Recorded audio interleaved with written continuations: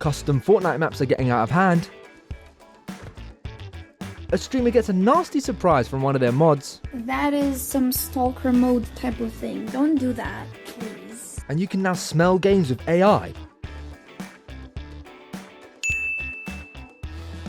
We're starting off with some gaming and more specifically Fortnite. No, I'm not here to talk about the brand new season that's just dropped. I'm here to talk about custom maps. There's some really good ones, there's some weird ones, but I'm here to talk about the dodgy ones. The ones that somehow slip through the moderation and manage to get into the Fortnite lobby. So when I scrolled through Twitter the other day and I found out that this map was in the game, I thought that was very, very odd. Have a look at this.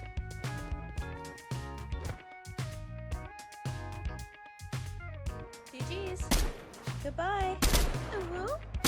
Show me your edits. Of course, you've got like that ego little soundboard thing, which is like one thing, you know, saying ooh woo and things like that. But the whole washing machine thing, are you serious? If you don't know, you know, that's very much related to corn. How is that in a game where anyone can access that? You just have to go for the custom maps. If it's got a decent amount of players, you automatically find it. And then you're in. Now I understand why someone might make it a little bit controversial on the line, because if it gets, you know, it might get viral because of that. And if you don't know, on custom maps you can make revenue from the amount of people that play it. The more people that play it, the more money you can get. So, you know, if you make something a little bit dodgy and controversial, like we see a lot of people do within, you know, streaming content, everything like that, if you do that little thing on the line, you might end up getting a lot of viewers, a lot of players within that, and then you make some money. But come on, man, where's your moral compass? Where's the thought process there? Do you know what I mean? And more specifically, how did it get into the game? You know, surely there's levels of moderation that has to be done before a custom map that can be literally made into anything gets confirmed. And now I know this isn't on the nose. This isn't like massively out there and outrageous. And of course, those ones get banned instantly. But there's ones that are in that grey area that's clearly slipped through the gaps quite often. This one's on there, and the person who's tweeted about this has been saying they've been asking them to delete it for a while, apparently. So I ask, why is it still there? Like, how's that happened? Literally, when I saw this, I was just like, damn. And no, not because of the person in the wash machine. I said it because of like, how is that even a thing in the game? Do you know what I mean? How is this possible? How does this slip through the gaps? But I do have to give credit to Fortnite and, you know, the team that are behind it, because I just, for the very quick search, I found out that they've deleted over 100 maps just at the beginning of this new year. This Creative 2.0 has been available for many, many months now. So they clearly go through and sift out a lot of the bad ones and the grey area ones a lot over the months that go by. But this one's clearly slipped through the gap, and I just saw it and like, imagine you... Imagine saying to your kid when you're older or whatever, you say, oh yeah, you can play some Fortnite, you can have an hour or two on the game, and then you pop into the room just to see how they're doing, and you walk in and you just see this. Like, you would start asking so many questions, and the poor kid has just stumbled across it. They don't know what they've done. they've just turned on the game, and now all of a sudden, you know, they're banned from playing the game for months. Do you know what I mean?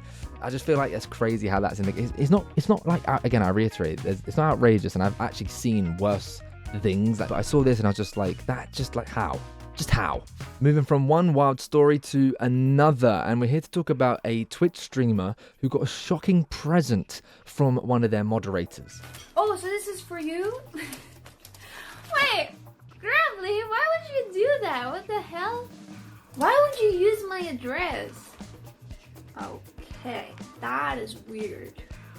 Twitch streamer Kari, hopefully I've said that correctly, was doing just like gift opening, I believe, and they were opening up the gifts, and they found out that somebody, well, their moderator more specifically, ordered something to their house that was for them. That is weird. Don't do that ever again, please. I hope.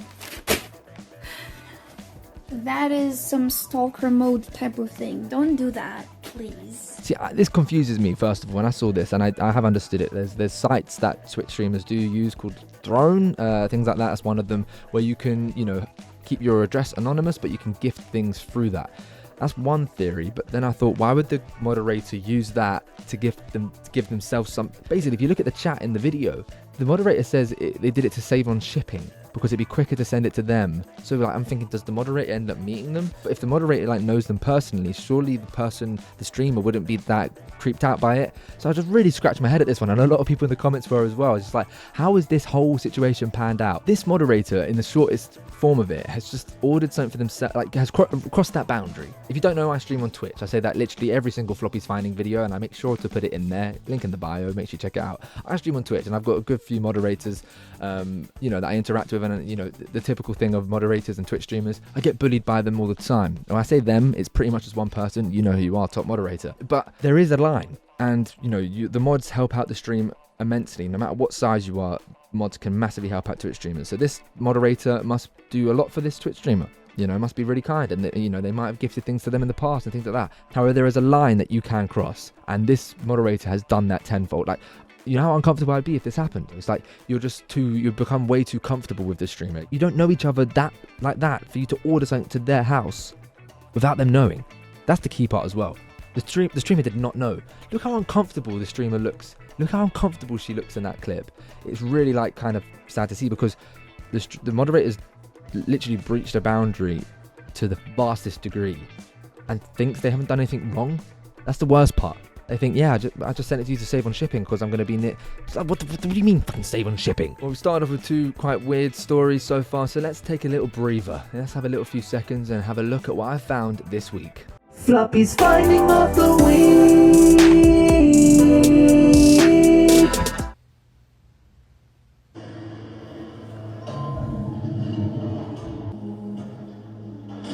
Do you want some popcorn? Sure. Okay, I'll be right back.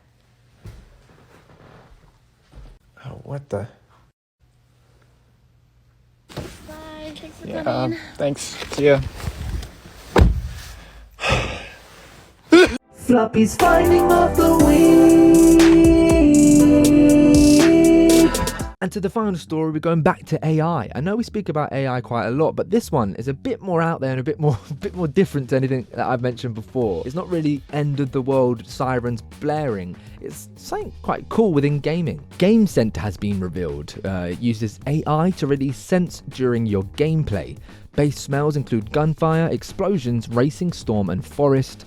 DLC smells include napalm, human exertion, ocean, and golf course. And that's the first time I've actually read the DLC, but if you buy that DLC, you are wild. Why on earth would you want human exertion? Like, if you watch, I don't know what game you're playing, let's say Last of Us, you know, it's an apocalyptic world, you know, toilets and the sewer systems are in the bin.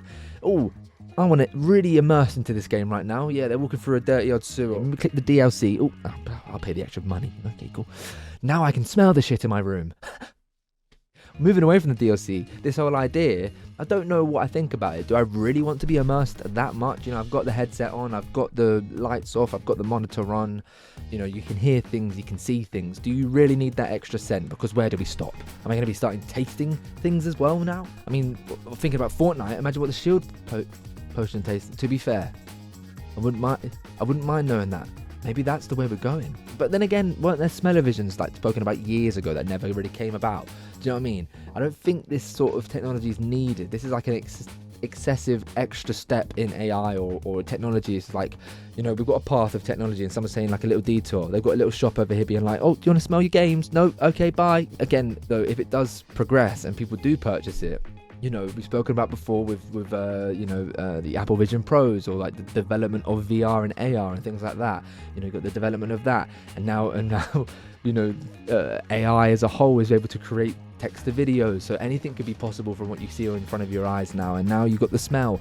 It's literally like this technology is like creating a inside version of the outside. You can explore the world from your very seat. That is going to be the future. You can smell what you want to smell around the streets, where the AI will drop it out. You know, if you walk through a forest in your Apple Vision Pros, you can smell the forest. Or if you walk over here, you can smell that. You're walking through the streets of London, you smell the piss on the walls. Do you know what I mean? It's going to really go that way.